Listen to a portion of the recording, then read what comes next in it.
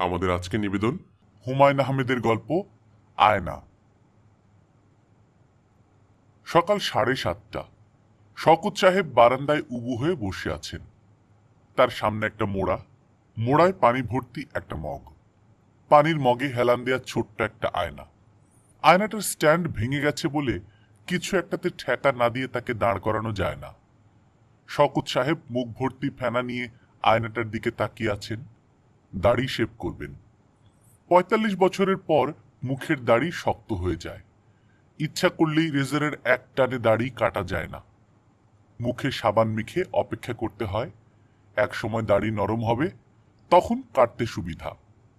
দাড়ি নরম হয়েছে এই ব্যাপারে নিশ্চিত হবার পর শওকত সাহেব রেজার দিয়ে একটা টান দিতেই তার গাল কেটে গেল।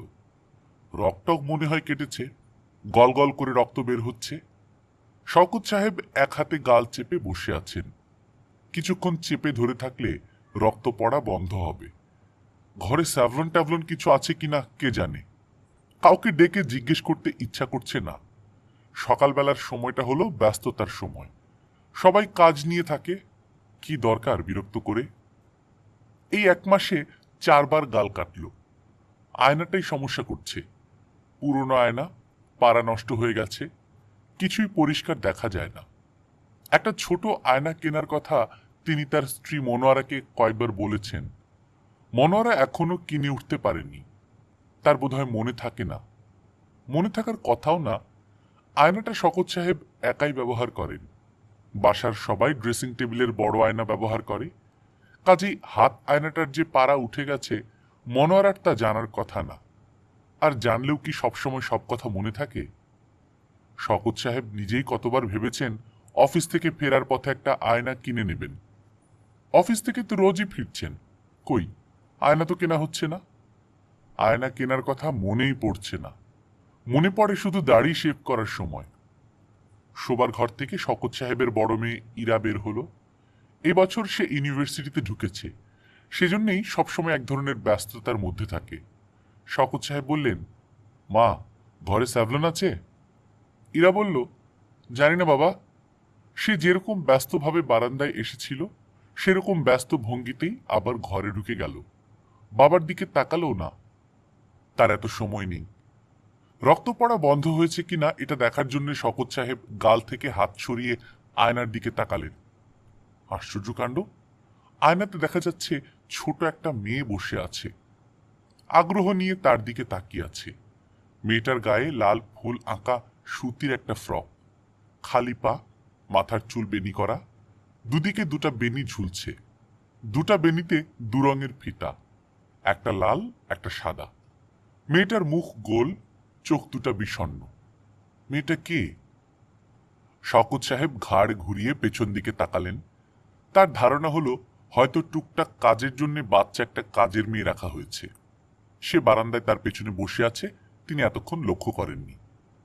বারান্দায় তার পেছনে কেউ নেই, পুরো বারান্দা ফাঁকা। তাহলে আয়নার মেয়েটা এলো কোত্থেকে? শওকত সাহেব আবার আয়নার দিকে তাকালেন। ওই তো মেয়েটা বসে আছে, তার রোগা রোগা ফর্সা পা দেখা যাচ্ছে, পিটপিট করে তাকাচ্ছে তার দিকে। ব্যাপারটা কি? মেয়েটা একটু যেন ঝুঁকে এলো। শওকত সাহেবকে অবাক করে দিয়ে মিষ্টি গলায় বলল, আপনার গাল কেটে গেছে, রক্ত পড়ছে। শওকত সাহেব আবারও ঘাড় ঘুরিয়ে পেছন দিকে তাকালেন। না, কেউ নেই। তার কি মাথাটা খারাপ হয়ে যাচ্ছে? একমাত্র পাগলরাই উদ্ভট এবং বিচিত্র ব্যাপার স্যাপার দেখতে পায়। এই বয়সে পাগল হয়ে গেলে তো সমস্যা। চাকরি চলে যাবে, সংসার চলবে কিভাবে? শওকত সাহেব আয়নার দিকে তাকালেন না, আয়না হাতে ঘরে ঢুকে গেলেন। একবার ভাবলেন ঘটনাটা তার স্ত্রীকে বলবেন। তারপরে মনে হলো, কি দরকার, সবকিছুই সবাইকে বলে বেড়াতে হবে তা তো না। তাছাড়া তিনি খুবই স্বল্পভাষী, কারো সঙ্গেই তার কথা বলতে ভালো লাগে না। অফিসে যতক্ষণ থাকেন নিজের মনে থাকতে চেষ্টা করেন, সেটা সম্ভব হয় না। অকারণে নানান কথা বলতে হয়। যত না কাজের কথা তার চেয়ে বেশি অকাজের কথা। অফিসের লোকজন অকাজের কথা বলতেই বেশি পছন্দ করে। শওকত সাহেব ইস্টার্ন কমার্শিয়াল ব্যাংকের ক্যাশিয়ার। ক্যাশের হিসাব ঠিক রাখা, দিন শেষে জমা খরচ হিসাব মেলানোর কাজটা অত্যন্ত জটিল। এই জটিল কাজটা করতে গেলে মাথা খুব ঠান্ডা থাকা দরকার। অকারণে রাজ্যের কথা বললে মাথা ঠান্ডা থাকে না, সেটা কেউ বোঝে না। সবাই প্রয়োজন না থাকলেও তার সঙ্গে কিছু খাজুরে আলাপ করবেই। কি শওকত সাহেব, মুখটা এমন শুকনা কেন? ভাবির সঙ্গে ফাইট চলছে নাকি? আজকে শার্টটা তো ভালো পরেছেন, বয়স মনে হচ্ছে 10 বছর কমে গেছে। রঙে আছেন দেখি। শওকত ভাই, দেখি চা খাওয়ান। আপনার শহরটা কাউটা ধরনের হয়ে গেছে, চাটা কিছুই খাওয়ান না। আজ ছাড়াছাড়ি নাই। এসব অকারণ অর্থহীন কথা শুনতে শুনতে শওকত সাহেব ব্যাংকের হিসাব মেলান। মাঝে মাঝে হিসাবে গন্ডগোল হয়ে যায়। তার প্রচন্ড রাগ লাগে। পুরো হিসাব আবার গোড়া থেকে করতে হয়। মনের রাগ তিনি প্রকাশ করেন না। রাগ চাপা রেখে মুখ হাসি হাসি করে রাখার ক্ষমতা তার আছে। মনের রাগ চেপে রেখে অপেক্ষা করেন কখন সামনে বসে থাকা মানুষটা বিদেয় হবে। তিনি তার হিসেব আবার গোড়া থেকে করতে শুরু করবেন। খুবই সমস্যার ব্যাপার। তবে মাসখানেক হলো শওকত সাহেব আরো বড় ধরনের সমস্যায় পড়েছেন। ব্যাংকে কম্পিউটার চলে এসেছে। এখন থেকে হিসাবপত্র সব হবে কম্পিউটারে। চ্যাংড়া একটা ছেলে নাম সাজিদুল করিম সবাইকে কম্পিউটার ব্যবহার করা শেখাচ্ছে। সবাই শিখে গেছে, শওকত সাহেব কিছু শিখতে পারেননি। যন্ত্রপাতির ব্যাপার তার কাছে সবসময় অতি জটিল মনে হয়। সামান্য ক্যালকুলেটরও তিনি কখনো ঠিক মতো ব্যবহার করতে পারেন না। একটা বেড়া ছাড়া হয়ে যাই। তাছাড়া যন্ত্রের উপর তার বিশ্বাস নেই। তিনি যত দায়িত্বের সঙ্গে একটা যোগ করবেন, যন্ত্র কি তা করবে? কেনই বা করবে? ভুল ভ্রান্তি করলে বড় সাহেবদের গালি খাবেন, তার চাকরি চলে যাবে। যন্ত্রের তো সেই সমস্যা নেই। যন্ত্রকে কেউ গালিও দেবে না, তার চাকরিও চলে যাবে না। তারপরেও কেন মানুষ এত যন্ত্র যন্ত্র করে? কম্পিউটার তার কাছে অসহ্য লাগছে। অনেকটা টেলিভিশনের মতো একটা জিনিস, হিসাব নিকাশ সব পর্দায় উঠে আসছে। এমনিতেই টেলিভিশন তার কাছে ভালো লাগে না। বাসায় তিনি কখনো টিভি দেখেন না। যে যেটা অপছন্দ করে তার কপালে সেটাই জোটে। এটা বোধহয় সত্যি। তিনি টিভি পছন্দ করেন না, অথচ এখন টিভির মতো একটা জিনিস সব সময় তার টেবিলে থাকবে। অফিসে যতক্ষণ থাকবেন তাকে তাকিয়ে থাকতে হবে টিভির পর্দার দিকে। যে পর্দায় গান বাজনা হবে না, শুধু হিসাব নিকাশ হবে। কোনো মানে হয়? অফিস শুরু হয় 9টার সময়। শওকত সাহেব 9টা বাজার ঠিক 10 মিনিট আগে অফিসে ঢোকেন। তার টেবিলে পিরিচে ঢাকা এক গ্লাস পানি থাকে। তিনি পানিটা খান, তারপর 3বার কুলহুয়াল্লা পড়ে কাজকর্ম শুরু করেন। এটা তার নিত্যদিনকার রুটিন। আজ অফিসে এসে দেখেন কম্পিউটারের চ্যাংড়া ছেলেটা সাজিদুল করিম তার টেবিলের সামনের চেয়ারে বসে ভুরু কুঁচকে সিগারেট টানছে। পিরিচে ঢাকা পানির গ্লাসটা খালি। সাজিদুল করিম খেয়ে ফেলেছে নিশ্চয়ই। সে শওকত সাহেবকে দেখে উঠে দাঁড়ালো, হাসি মুখে বলল, স্যার কেমন আছেন? ভালো আছি। আজ আপনার জন্য সকাল সকাল চলে এসেছি। ও আচ্ছা। জিএম সাহেব খুব রাগারাগি করছিলেন, আপনাকে কম্পিউটার শেখাতে পারছি না।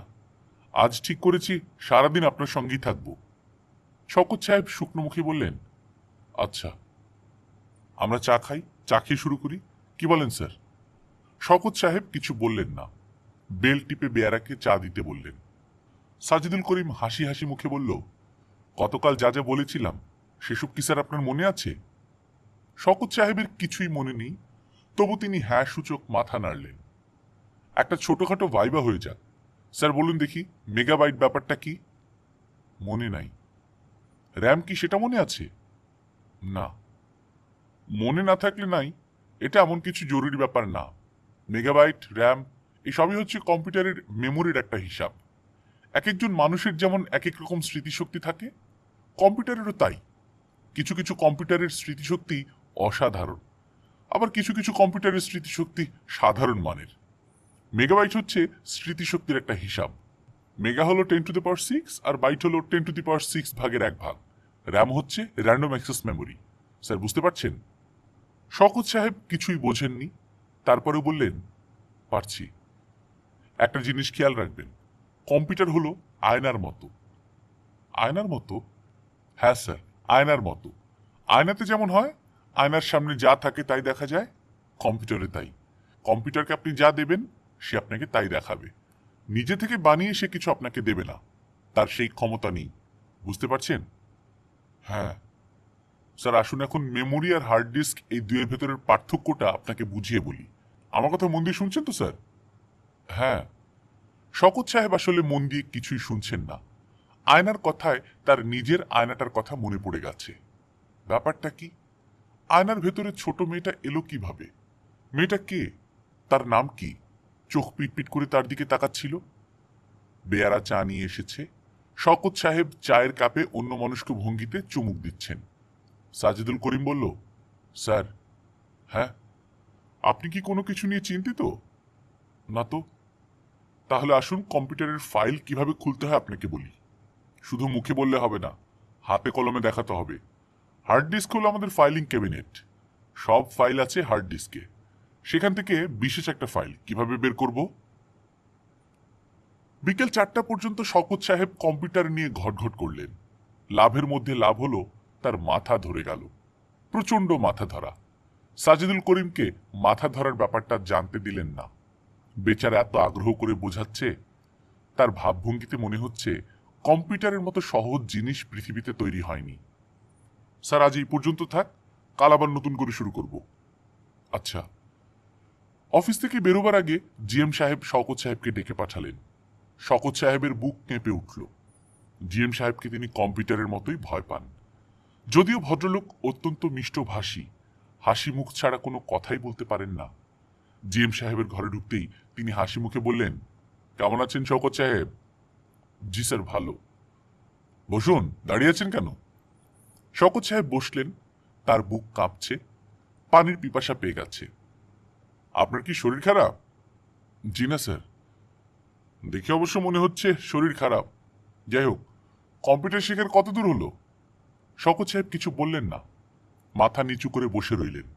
জিএম সাহেব বললেন, আমি সাজিদুল করিমকে গতকাল কঠিন বকা দিয়েছি। তাকে বলেছি, তুমি কেমন ছেলে, সামান্য একটা জিনিস শওকত সাহেবকে শেখাতে পারছো না? তার দোষ নেই স্যার, সে চেষ্টার ত্রুটি করছেন, আসলে আমি শিখতে পারছি না। পারছেন না কেন?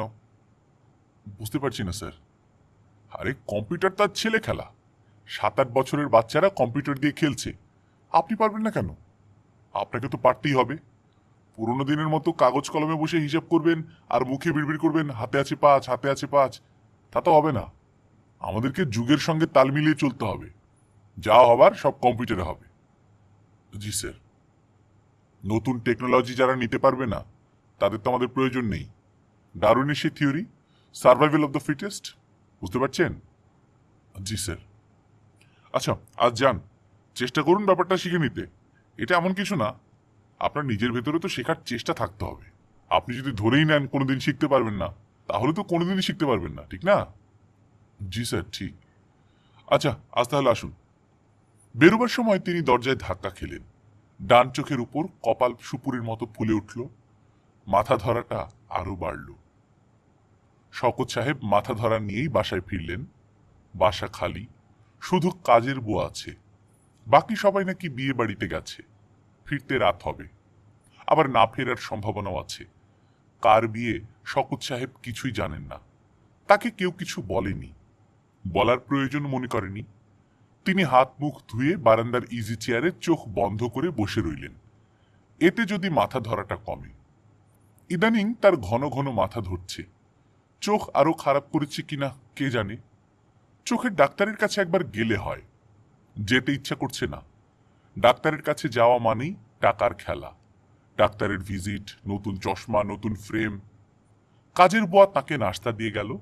একটা পিরিচে কয়েক টুকরা পেঁপে, আধবাটি মুড়ি এবং সরপড়া চা। পেঁপেটা খেতে তিতা তিতা লাগলো। মুড়ি মিইয়ে গেছে, দাঁতের চাপে রাবারের মতো চ্যাপ্টা হয়ে যাচ্ছে। তার প্রচন্ড খিদে লেগেছিল। তিনি তিতকুটে পেঁপে এবং মিয়ানো মুড়ি সবটাই খেয়ে ফেললেন। চা খেলেন। গরম চা খেয়ে মাথা ধরাটা কমবে ভেবেছিলেন, কমল না, কারণ চা গরম ছিল না। এই কাজের বুয়া গরম চা বানানোর কায়দা জানে না। তার চা সবসময় হয় কুসুম গরম। শওকত সাহেব মাথা ধরার ট্যাবলেটের খোঁজে শোবার ঘরে ঢুকলেন। টেবিলের ড্রয়ারে প্যারাসিটামল ট্যাবলেট থাকার কথা, কিছুই পাওয়া গেল না। ড্রয়ারের ভেতর হাত আয়নাটা ঢোকানো, মনোয়ারা নিশ্চয়ই রেখে দিয়েছে। আচ্ছা, আয়নার ভেতর মেয়েটা কি এখনো আছে? শওকত সাহেব আয়না নিলেন। অস্বস্তি নিয়ে তাকালেন। আশ্চর্য, মেয়েটা তো আছে। আগেরবার বসেছিল, এখন দাঁড়িয়ে আছে, আগের ফ্রকটাই গায়ে। মেয়েটা তো খুব সুন্দর, গোল মুখ, মায়া মায়া চেহারা। বয়স কত হবে? 11-12 বেশি না, কমও হতে পারে। মেয়েটার গলায় নীল পুঁতির মালা। মালাটা আগে লক্ষ্য করেননি। শকত সাহেব নিচু গলায় বললেন, তোমার নাম? মেয়েটা মিষ্টি গলায় বলল, চিত্রলেখা। বাহ, সুন্দর নাম। মেয়েটা লাজুক ভঙ্গিতে হাসল। শকত সাহেব আর কি বলবেন ভেবে পেলেন না। মেয়েটাকে আর কি বলা যায়? আয়নার ভেতর সে এলো কি করে, এটা জিজ্ঞেস করবেন? প্রশ্নটা মেয়েটার জন্য জটিল হয়ে যাবে না তো? জটিল প্রশ্ন জিজ্ঞেস করে লাভ নেই। তিনি কিছু জিজ্ঞেস করার আগেই মেয়েটা বলল, আপনার কপালে কি হয়েছে? ব্যথা পেয়েছি। জিএম সাহেবের ঘর থেকে বের হবার সময় দরজায় ধাক্কা খেলাম। খুব বেশি ব্যথা পেয়েছেন? খুব বেশি না। তুমি কোন ক্লাসে পড়ো? আমি পড়ি না। স্কুলে যাও না? হুম। আয়নার ভেতর তুমি এলে কি করে? তাও জানি না। তোমার বাবা মা তারা কোথায়? জানি না। তুমি কি একা থাকো? হুম। শকত সাহেব লক্ষ্য করলেন মেয়েটা কেঁপে কেঁপে উঠছে। বুকের উপর দুটা হাত আড়াআড়ি করে রাখা। মনে হয় তার শীত লাগছে। অথচ এটা চৈত্র মাস, শীত লাগার কোনো কারণ নেই। তিনি নিজে গরমে সিদ্ধ হয়ে যাচ্ছেন। মাথার উপর ফ্যান ঘুরছে, তার বাতাসটা পর্যন্ত গরম। কাঁপছ কেন? শীত লাগছে নাকি? হ্যাঁ, এখানে খুব শীত। তোমার কি গরম কাপড় নেই? না। তোমার এই একটাই জামা? হুম। তুমি আমাকে চেনো? চিনি। বলো তো আমি কে? তা বলতে পারি না। আমার নাম জানো? আপনি তো আপনার নাম বলেননি, জানবো কিভাবে? আমার নাম শওকত, শওকত আলী। ও আচ্ছা। আমার 3 মেয়ে। ছেলে নাই? না, ছেলে নাই। আপনার মেয়েরা কোথায় গেছে? বিয়ে বাড়িতে গেছে। কার বিয়ে? কার বিয়ে আমি ঠিক জানি না, আমাকে বলেনি। আপনার মেয়েদের নাম কি? বড় মেয়ের নাম ইরা, মেজোটার নাম সোমা, আর সবচেয়ে ছোটটার নাম কল্পনা। ওদের নামে কোনো মিল নেই কেন? সবাই তো মিল দিয়ে মেয়েদের নাম রাখে। বড় মেয়ের নাম ইরা হলে মেজোজনের নাম হয় মীরা, ছোটটার নাম হয় নীরা। ওদের মা নাম রেখেছে, মিল দিতে ভুলে গেছে। আপনি নাম রাখেননি কেন? আমিও রেখেছিলাম, আমার নাম কারো পছন্দ হয়নি। আপনি কি নাম রেখেছিলেন? বড় মেয়ের নাম রেখেছিলাম বেগম রোকেয়া, মহিষী নারীর নামে নাম। তার মা পছন্দ করেনি। তার মার দোষ নেই, পুরনো দিনের নাম তো, এই জন্য পছন্দ হয়নি। বেগম রোকেয়া কে? তোমাকে বললাম না, মহিষী নারী। রংপুরের পায়রাবন্দ গ্রামে জন্মেছিলেন। মেয়েদের শিক্ষা বিস্তারের জন্য প্রাণপাত করেছিলেন। তুমি তার নাম শোনোনি? জি না। কলিং বেল বেজে উঠল। শওকত সাহেব আঁতকে উঠলেন। ওরা বোধহয় চলে এসেছে। তিনি আয়না ড্রয়ারে রেখে দরজা খোলার জন্য গেলেন। ওদের সামনে আয়না বের করার কোনো দরকার নেই। তারা কি না কি মনে করবে, দরকার কি? অবশ্যই আয়নায় তিনি নিজেও কিছু দেখছেন না। সম্ভবত এটা তার একটা কল্পনা, কিংবা তিনি পাগল হয়ে যাচ্ছেন।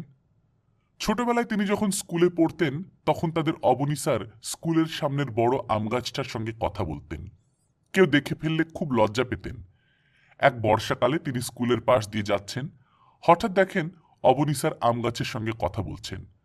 অবনী স্যার তাকে দেখে খুব লজ্জা পেয়ে বললেন, সন্ধ্যাবেলা এমন ঝোপঝাড়ের মধ্য দিয়ে হাঁটবি না, খুব সাপের উপদ্রব।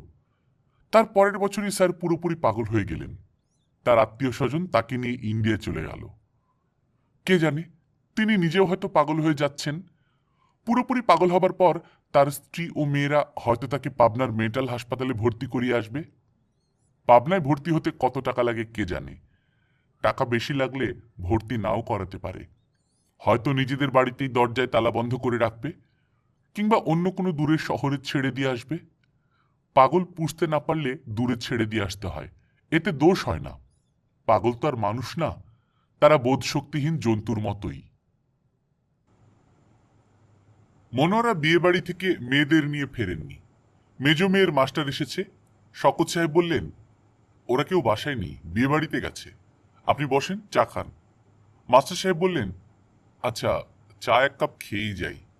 শওকত সাহেব বুয়াকে চায়ের কথা বলে এসে শুকনো মুখে মাস্টারের সামনে বসে রইলেন। তার মেজাজ একটু খারাপ হলো। মাস্টারের চা খাওয়া শেষ না হওয়া পর্যন্ত সামনে বসে থাকতে হবে, টুকটাক কথা বলতে হবে। কি কথা বলবেন? মাস্টার সাহেব বললেন, আপনার গালে কি হয়েছে? দাড়ি শেভ করতে গিয়ে গাল কেটে আছে। আয়নাটা খারাপ, ভালো দেখা যায় না। নতুন একটা কিনে নেন না কেন? ইরার মাকে বলেছি, ও সময় করতে পারে না। তা আপনার ছাত্রী পড়াশোনা কেমন করছে? ভালো, ম্যাথে একটু উইক। আপনি কি শুধু ম্যাথ পড়ান? আমি সায়েন্স সাবজেক্ট সবই দেখাই, ফিজিক্স, কেমিস্ট্রি। বুয়া চা নিয়ে এসেছে, শুধু চা না, পিরিচে পেঁপে এবং মুড়ি। মাস্টার সাহেব আগ্রহ করে তিতা পেঁপে এবং মিয়ানো মুড়ি খাচ্ছেন। প্রাইভেট মাস্টাররা যে কোনো খাবার আগ্রহ করে খায়। শওকত সাহেব কথা বলার আর কিছু পাচ্ছেন না। একবার ভাবলেন আয়না ব্যাপারটা নিয়ে কথা বলবেন। নিজেকে সামলালেন, কি দরকার? মাস্টার সাহেব, জি? আপনি তো সায়েন্সের টিচার। আয়নাতে যে ছবি দেখা যায়, কিভাবে দেখা যায়? আলো অবজেক্ট থেকে আয়নাতে পড়ে, সেখান থেকে প্রতিফলিত হয়ে ফিরে আসে। শওকত সাহেব ইতস্তত করে বললেন, কোনো বস্তু যদি আয়নার সামনে না থাকে তাহলে তো তার ছবি দেখার কোনো কারণ নেই, তাই না? মাস্টার সাহেব খুবই অবাক হয়ে বললেন, তা তো বটেই। এটা জিজ্ঞেস করছেন কেন?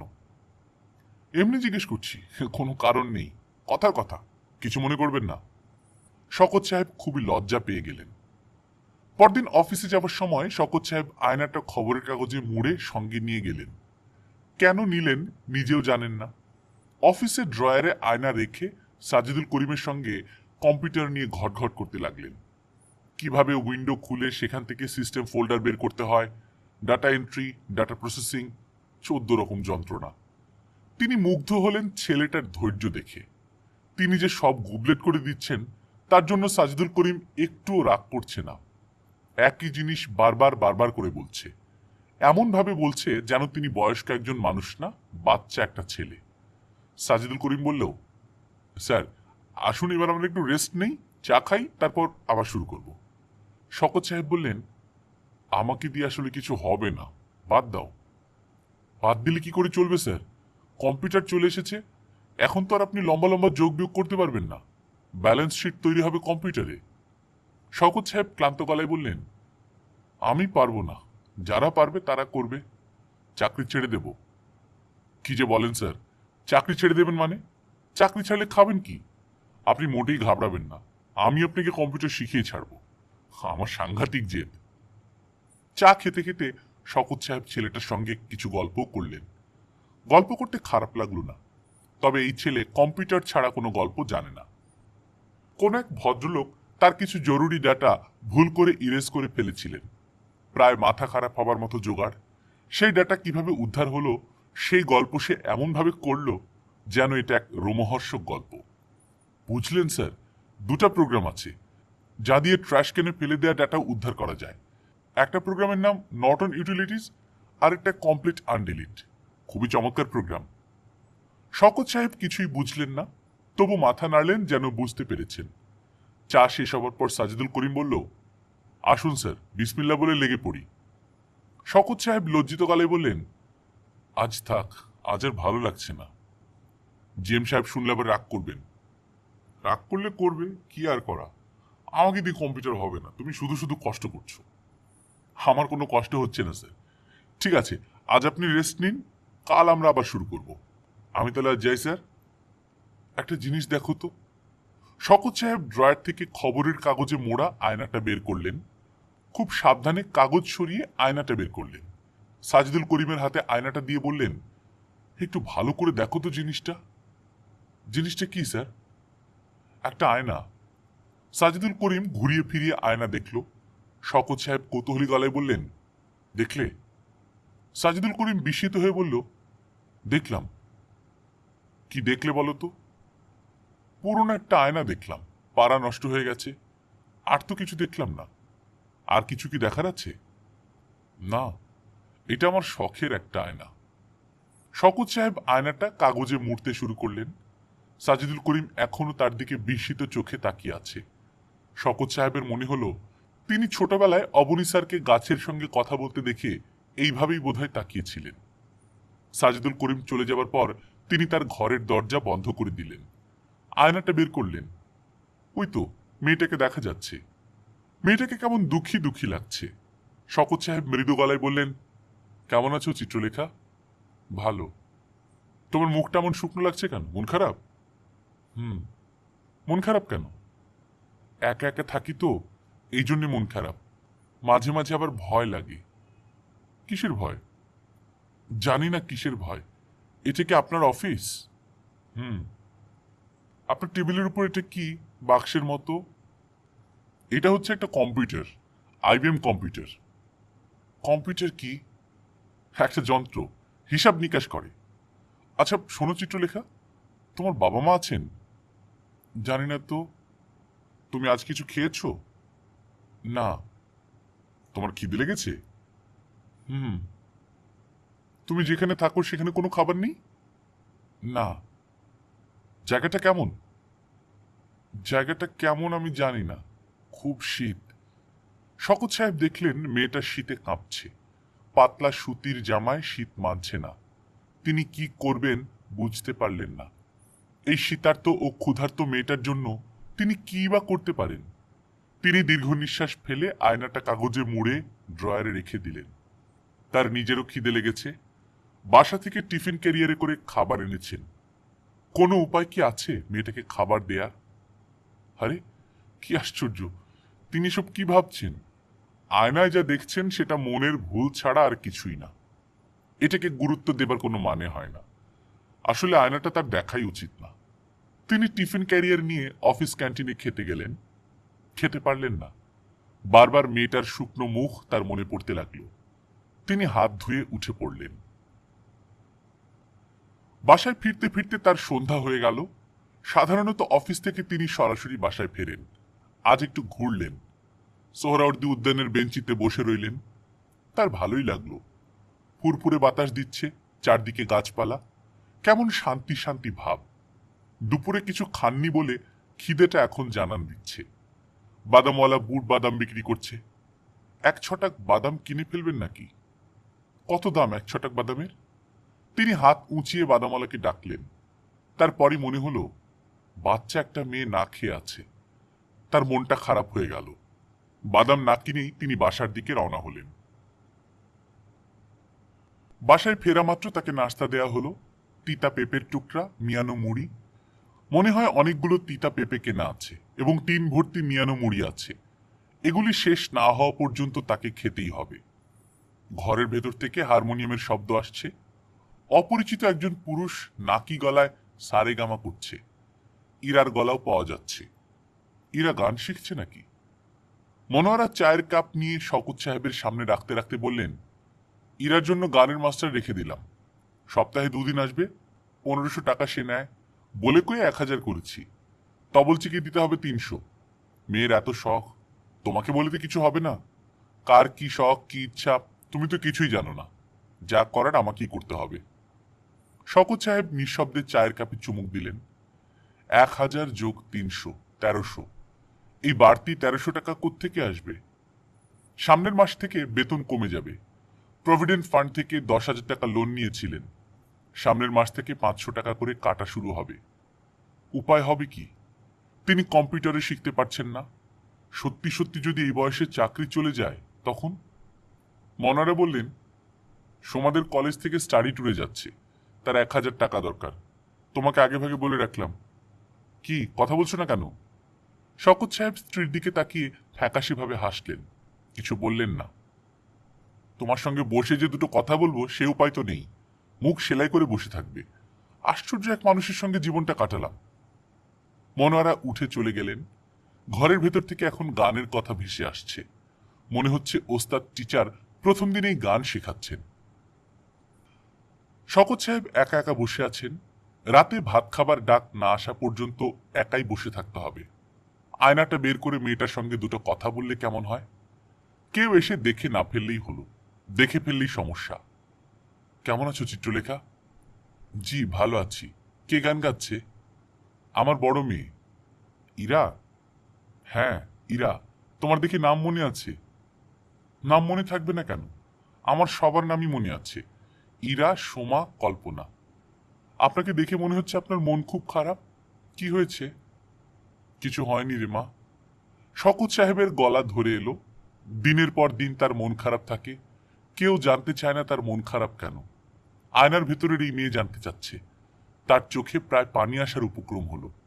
তিনি প্রসঙ্গ পাল্টাবার জন্য বললেন, তুমি কি গান জানো? জি না। আচ্ছা শোনো, তুমি যে বলেছিলে খিদে লেগেছে, কিছু কি খেয়েছো? খিদে কমেছে? মেয়েটা মিষ্টি করে হাসল। মজার কোনো কথা বলছে এমন ভঙ্গিতে বলল, আপনি কি যে বলেন, খাবো কি করে? আমাদের এখানে কি কোনো খাবার আছে? খাবার নেই? না, কিচ্ছু নেই। এটা এক অদ্ভুত জায়গা। শুধু আমি একা একা থাকি। কথা বলারও কেউ নেই। শুধু আপনার সঙ্গে কথা বলি। শওকত সাহেব লক্ষ্য করলেন মেয়েটা আগের মতো দুহাত বুকের উপর রেখে থরথর করে কাঁপছে। তিনি কোমল গলায় বললেন, শীত লাগছে মা? লাগছে। এখানে খুব শীত। যখন বাতাস দেয় তখন প্রচন্ড ঠান্ডা লাগে। আমার তো শীতের কাপড়ও নেই, এই একটাই ফ্রক। দুঃখে শওকত সাহেবের চোখে প্রায় পানি এসে গেল। তখন মনোয়ারা বারান্দায় এসে দাঁড়ালেন। শীতল গলায় বললেন, আয়না হাতে বারান্দায় বসে আছো কেন? কল্পনার পাশে বসে তার পড়াটা দেখিয়ে দিলেও তো হয়। সব বাবারাই ছেলে মেয়েদের পড়াশোনা দেখিয়ে দেয়। একমাত্র তোমাকে দেখলাম অফিস থেকে এসে বটগাছের মতো বসে থাকো। বাবার কিছু দায়িত্ব তো পালন করবে। শওকত সাহেব আয়নাটা রেখে কল্পনার পড়া দেখানোর জন্য উঠে দাঁড়ালেন। সাজিদুল করিম অসাধ্য সাধন করেছে। শওকত সাহেবকে কম্পিউটার শিখিয়ে ফেলেছে। কি স্যার, বলিনি আপনাকে শিখিয়ে ছাড়ব? শওকত সাহেব হাসলেন। তার নিজের এখনো বিশ্বাস হচ্ছে না তিনি ব্যাপারটা ধরে ফেলেছেন। সাজিদুল করিম বলল, আর কোনো সমস্যা হবে না। তাছাড়া আমি আপনার জন্য আরেকটা কাজ করেছি। প্রতিটা স্টেপ কাগজে লিখে এনেছি। কোনো সমস্যা হলে কাগজটা দেখবেন। দেখবেন সব পানির মতো পরিষ্কার।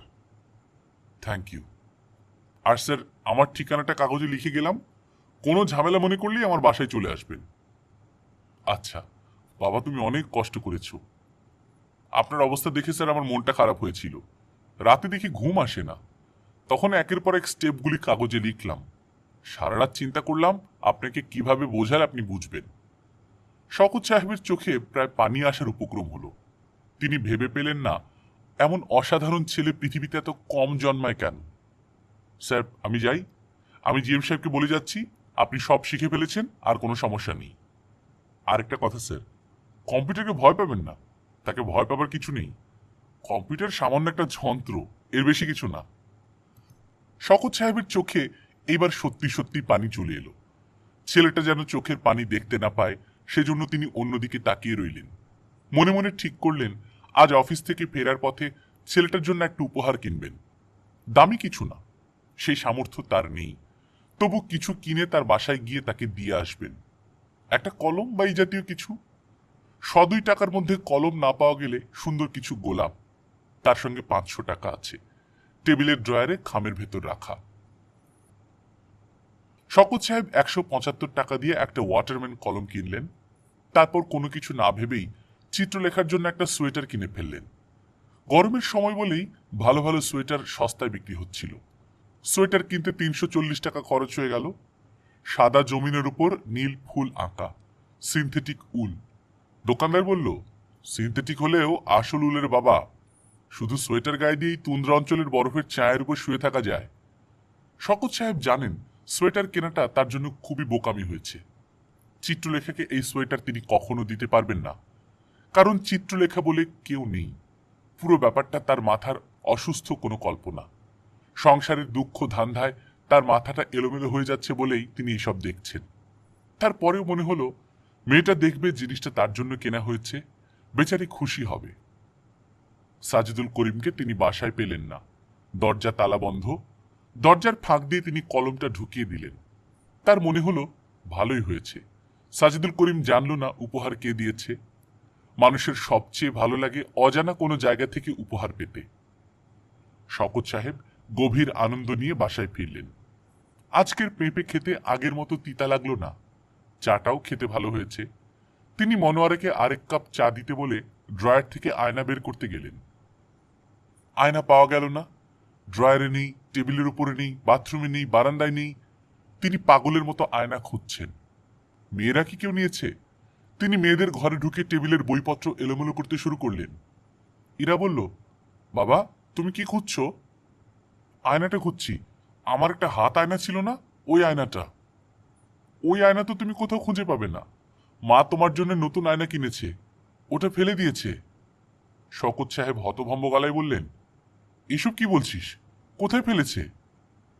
পুরনো একটা আয়না ফেলে দিয়েছে। তুমি এরকম করছো কেন বাবা? শওকত সাহেব বিড়বিড় করে কি যেন বললেন, কিছু বোঝা গেল না। ইরা ভয় পেয়ে তার মাকে ডাকলো। মনোয়ারা এসে দেখেন শওকত সাহেব খুব ঘামছেন, তার কপাল বেয়ে ফোঁটা ফোঁটা ঘাম পড়ছে। তিনি ধরা গলায় বললেন, মনোয়ারা আয়না কোথায় ফেলেছ? রাত 11টা বাজে। শওকত সাহেব বাসার পাশের ডাস্টবিন হাত রাখছেন। তার সারা গায়ে নোংরা লেগে আছে। তার সেদিকে কোনো ভ্রুক্ষেপ নেই। তিনি দু হাতে ময়লা ঘেটে যাচ্ছেন। একটু দূরে তার স্ত্রী এবং 3 কন্যা দাঁড়িয়ে, তাদের চোখে রাজ্যের বিস্ময়। বড় মেয়ে কাঁদো কাঁদো গলায় বলল, তোমার কি হয়েছে বাবা? শওকত সাহেব ফিসফিস করে বললেন, চিত্রলেখাকে খুঁজছি রে মা, চিত্রলেখা। চিত্রলেখাকে? আমি জানি না কে। শওকত সাহেবের চোখ দিয়ে টপ টপ করে পানি পড়ছে। তিনি কাঁপা কাঁপা গলায় বলছেন, চিত্রা মারে, ও মা তুই কোথায়? আপনারা শুনছিলেন হুমায়ুন আহমেদের গল্প আয়না। আপনারা যারা ছোট গল্প পছন্দ করেন তারা এই চ্যানেলটি সাবস্ক্রাইব করে নেবেন। আশা করছি সামনের গল্পগুলি আপনাদের ভালো লাগবে।